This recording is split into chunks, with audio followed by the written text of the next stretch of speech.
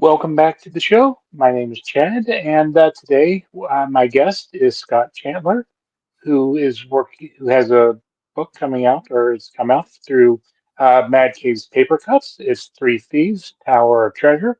So let's cut right to the chase. Let's bring Scott in, find out about him and his uh, book. Woo! There I am. Yep. Yeah, Hey, Scott, how's it going? good, thanks. And here's that book. Here's that book we were talking about. Well, before we get talking about the book, I want to find out a little bit about yourself. Your background as a comic book reader or cartoon reader, and as a professional. Okay. Well, I've been in comics for close to 25 years now, I guess. Most of that making comics, as my full-time living. 15 graphic novels deep into my career at this point. So if I look tired, that's why. The Three Thieves is actually an older series of mine that has been out of print for a while, that Papercutz is bringing back in these lovely new editions. The first one of which is out now. So yeah, 7 books. That's like half of my backlist that's coming back into print. So I'm very excited about it. So, what is your background as a reader? Did you grow up reading comics, cartoons? Yeah. I can't remember a time when comics weren't in my life. When I was a little kid in the 70s, the Batman TV show from the 60s was still all over afternoon TV. So I certainly knew who Batman was, and I think that's probably what got me, into reading comics as a little tyke. Because I can remember just consuming all of the Batman comics I could get my hands on, which at that point was still like the Denny O'Neil, Neil Adams era, and kind of early Jim Aparo era for Batman. So there was some really fun stuff going on there. By the time I was in my teens, I got more into kind of fantasy, like Conan the Barbarian. The Marvel series was really happening, and DC Comics had the Warlord, which was my favorite. By my late teens, I started to discover more alternative comics and like older stuff, like The Spirit by Will Eisner, which is a huge influence for me, and really kept me reading comics into adulthood and creating comics into adulthood, which was cool. So, and now I read kind of all kinds of stuff. Still some superheroes if it's creators I really like Chris Samnee, like anything he does, I'll I'll be happy to take a look at, because that guy's amazing. And yeah, just any number of European comics and alternative stuff and mainstream stuff, and yeah, just as a reader, I just love good comics. Cool. Yeah. So, tell us a little bit about the book that just came out. Yeah. Again. Three Thieves is a series I started writing way back in 2006.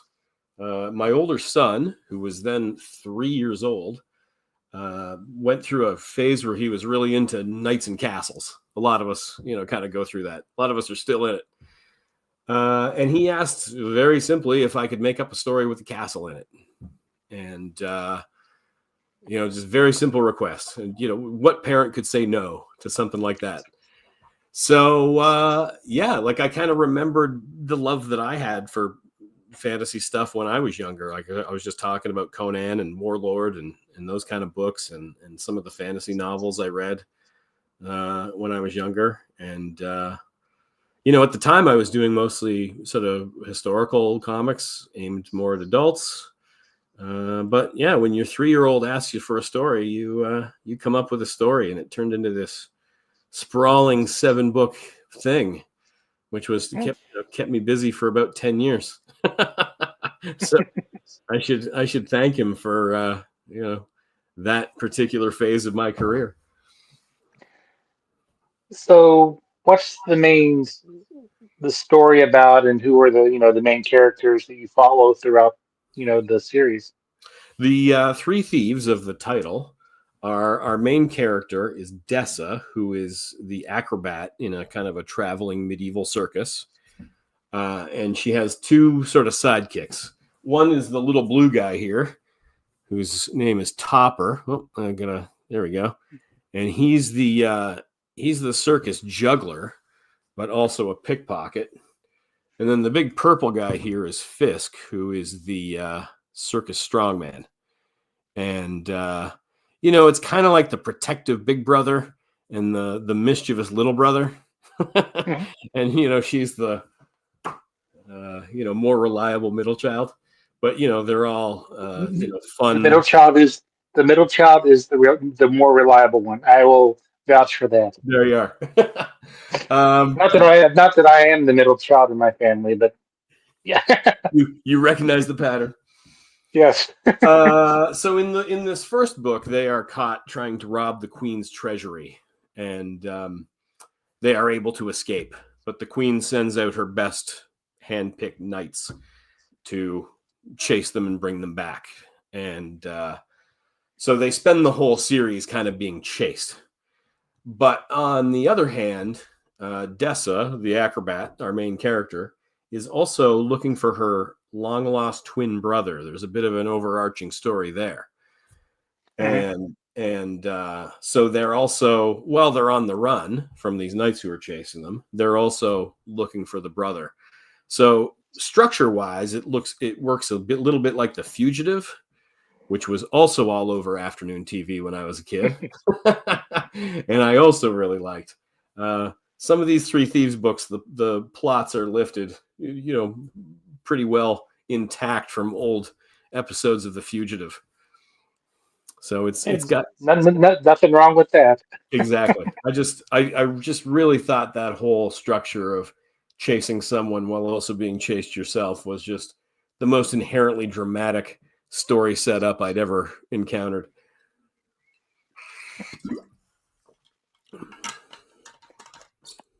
So, I know you said that you wrote this for your son. How did you, when you were going about creating the characters, did you kind of base them, so I would assume you did it so they would be relatable to him at that age. Yeah. There's a certain amount to which you're telling a story for a particular audience, and then also a sense in which you're mostly just kind of telling it to yourself. I mean, my son's only requirement, like I say, was that it had a castle in it. He'd have been happy with about anything. But I got carried away for 7 more books after that. But yeah, Dessa is kind of, she's a bit like me at a younger age, and one of the characters, the captain of the knights who are chasing them, is Captain Drake. Is he's kind of me as a father, and a lot of your characters end up being some part of you, I think, and hopefully therefore recognizable to those parts of other people.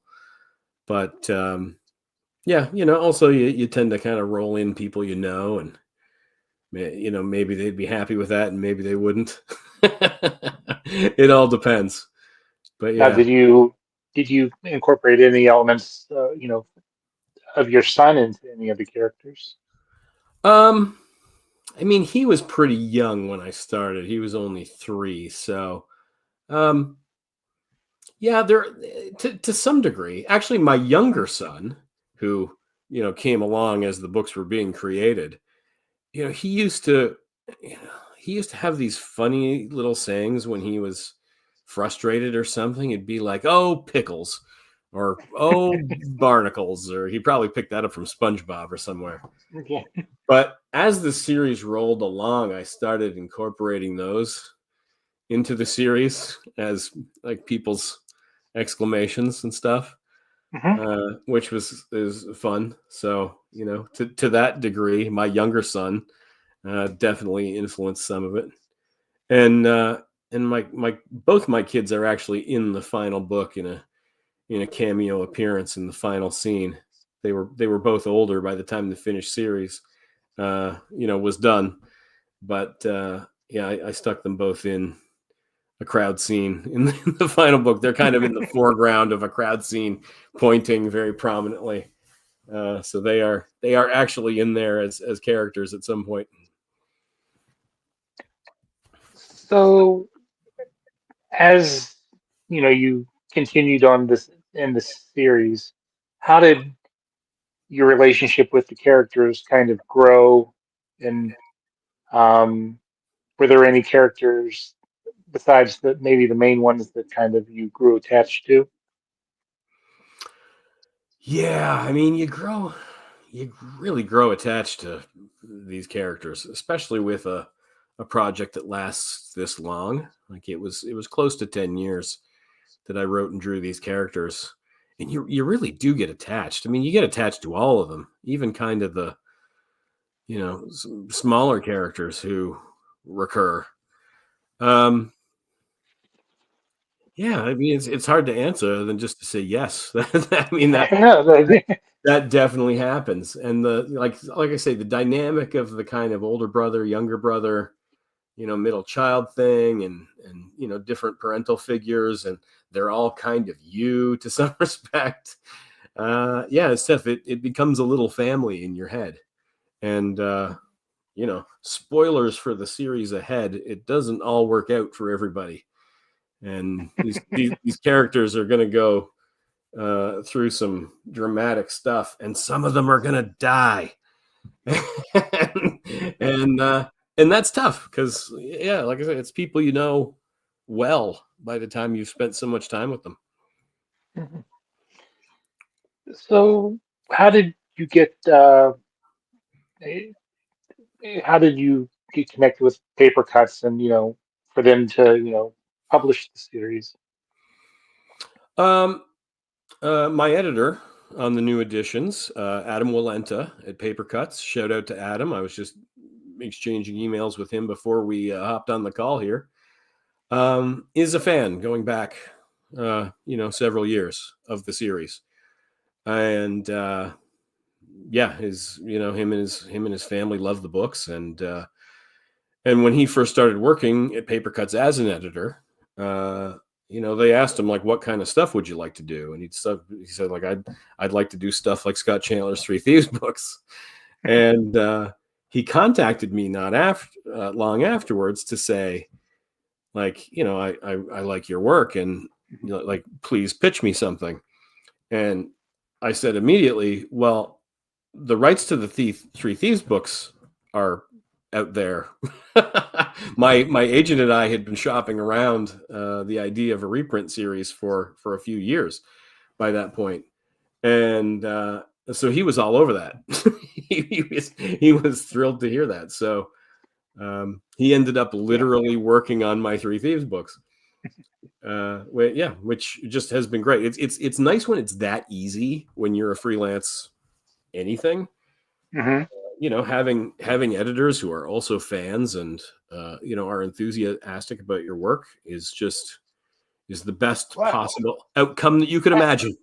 Yeah, and Adam is a great guy. I've talked to yeah, him before about his, stuff. So, and I great. know him. So, Yeah. um, so how do you, how did you grow as a, creator from the first book, through the completion of the series? You know, Yeah, it would be hard to do that. I mean, it's about 800 pages altogether, the series. And so it would be hard to do that over a concentrated amount of time and not grow. I mean, it got to the point where like having this first book back out in print, it originally came out 15 years ago, Like it's hard as an artist to look at your older work. I mean, even stuff from 6 months ago, because like, I'm 53 years old, but I've been doing this for a long time, but I still feel like I'm getting better. And so it's, yeah, like I say, it's hard to look at the older stuff. And so this first book in particular, being the oldest, part of me was like, oh man, like, do I want it back out there? Like I'm still very proud of the story and stuff, but there's certain times I see, oh man, I would have loved to have redrawn that head or redrawn that arm or something.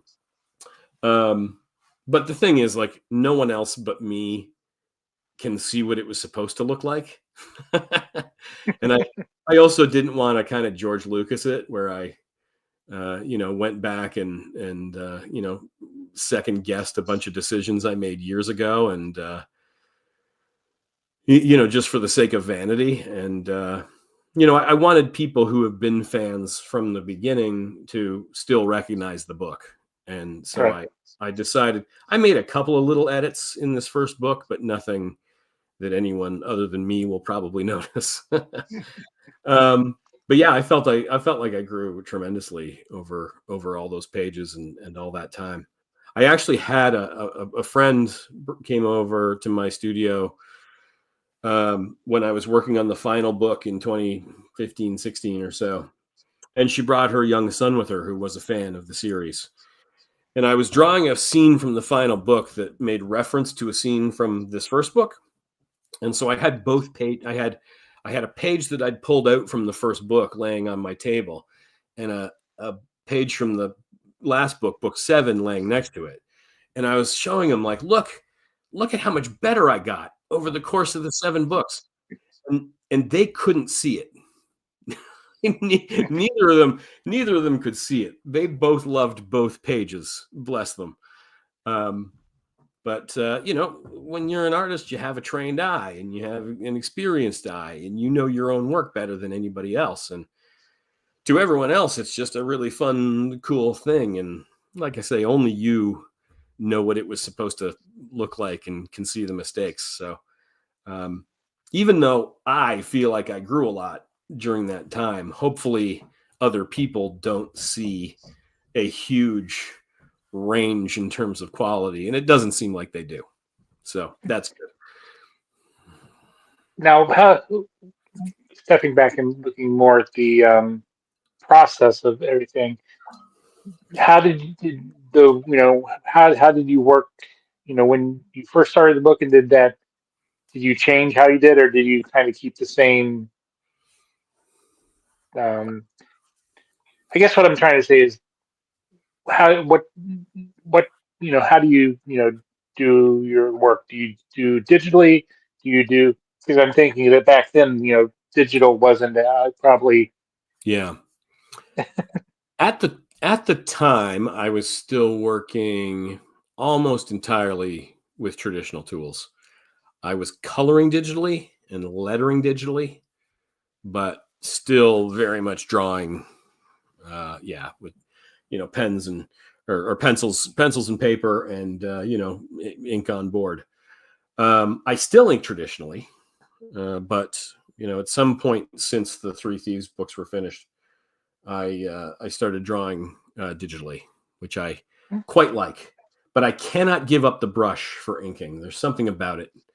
There's something about pushing ink around on paper with brushes and pens that is just too much fun for me to try to recreate digitally.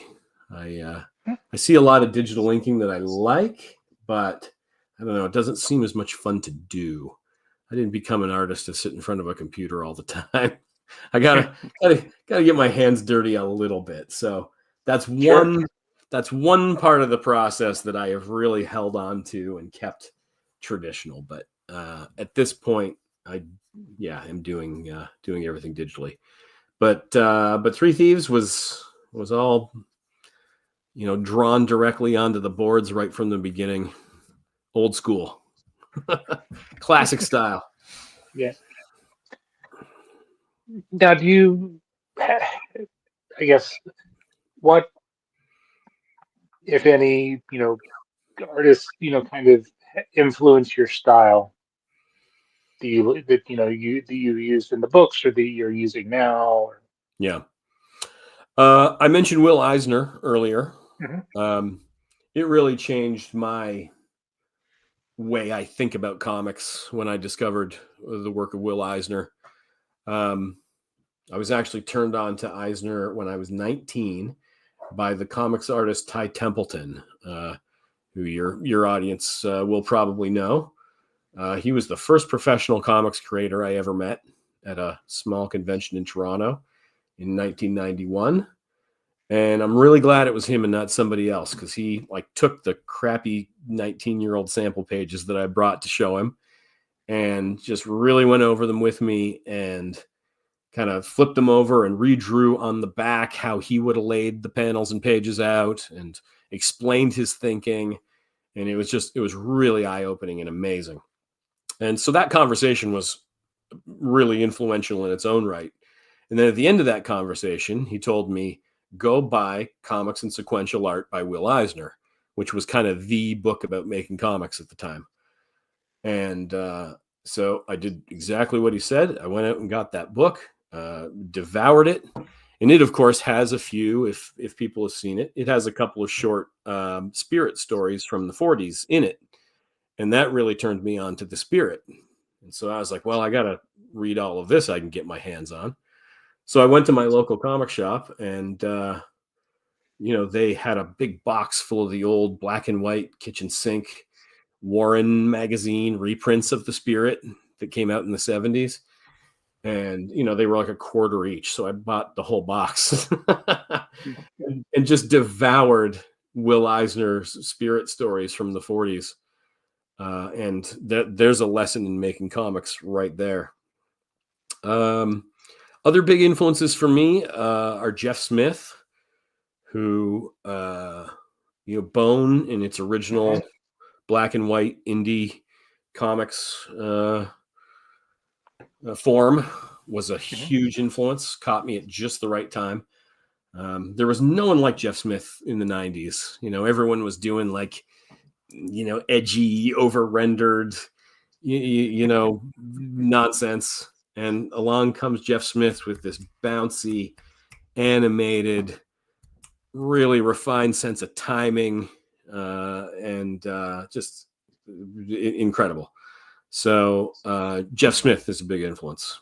And when in it, not just influence on my work, but also kind of the business end of things as well, because the only reason Three Thieves ever got to print was the Scholastic color reprints of Mhm. Bone started coming out and selling in the millions. And Right. suddenly every book publisher wanted their own version of that. So selling a fantasy graphic novel series for kids at that time was easy. that was a slam dunk. Every publisher was looking for one.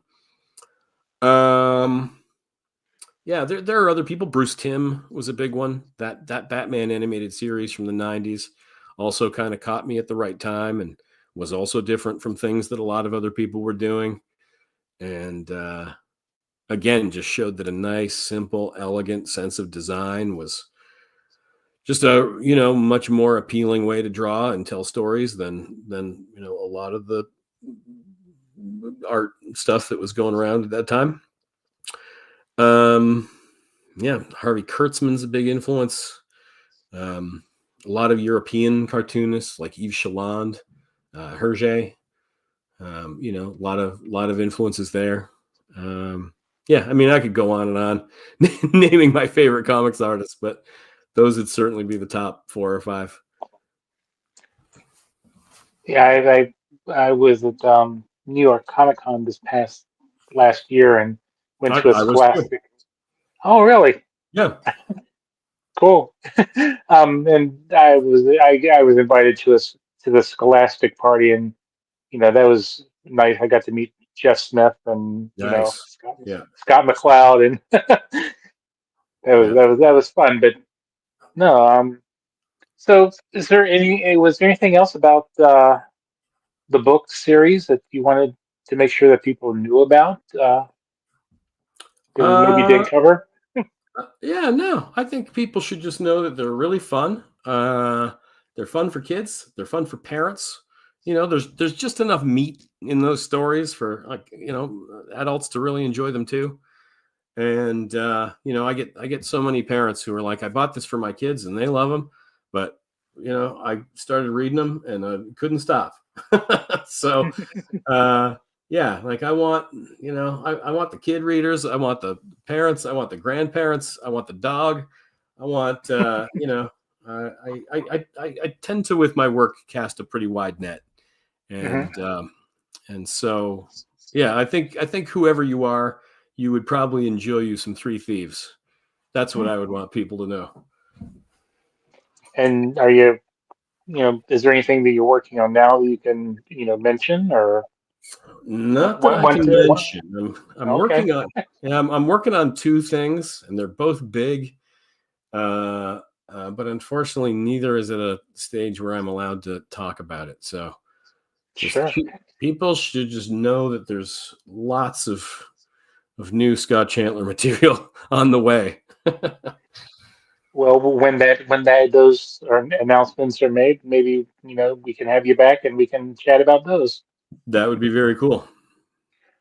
And so, where can people find you out on the web, social media, whatever? Yeah. First and foremost is my website, which is just scottchantler.com. Easy enough. I actually just recently revamped that to like include a blog again, like it did 20 years ago. I'm finding social media seems to be drifting off people's radar finally, for good or ill. A wasteland. Yeah, people seem to be enjoying social media less every year, which I totally get. Um, and I myself am using less of it. I'm down to pretty much just Instagram and Blue Sky, and I'm not really on Blue Sky all that much. But if you want to follow me either of those places, I'm at Scott Chantler on Instagram, and I think probably the same on Blue Sky. Okay. But you can always find me at my website, which, like I say, I've just gone and added a blog to, which you can subscribe to as a newsletter. So even if people stop using social media entirely, you can always go find me at my website and follow the blog and get all the news about new books and stuff there. And you won't have to deal with any algorithms or billionaires or Nazis or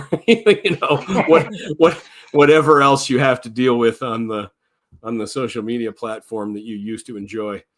Yeah. So yeah, like no matter what happens, the website will always be there. As long as there's an internet, scottchantler.com will be a place you can reliably find me. All right. Well, would you like to give one last pitch for the book and the series? I assume that Papercutz will be rolling out the rest of the series over however next so Yeah. many. I mean, the nice thing about this series is that it's already done. So, there's not going to be a huge wait between books for people. So, the second book is coming out in June, late June, and the third book is coming out in late October. And they're just going to continue like that, book a season until the all seven are out. So, I guess that's my final pitch: is that you might as well get on board the train now while it's starting to move, because it's rolling, and you're going to miss out on all these books that are coming out. Well, that's good to hear, and it's a interesting series, and look look forward to hopefully talking to you again about the first few, the future books, as they come out, and whatever else you have coming down the line. Yeah, absolutely. Yeah, we'll be in touch. We'll talk more. All right. Well, I want to thank you for taking time out of your day to chat, and we'll be in touch. And everybody should go check out the Three Thieves, the Right. Volume One Tower of Treasure. Hold it up again right Yeah. there. Yep. Woo! And it is available now. Check your bookstore. check with your local comic shop, um, wherever fine books are sold. Exactly. Then, um, but I want to thank you, for taking the time, and look forward to talking with you more in the future. Yeah, you're welcome. Thanks, Chad. All right.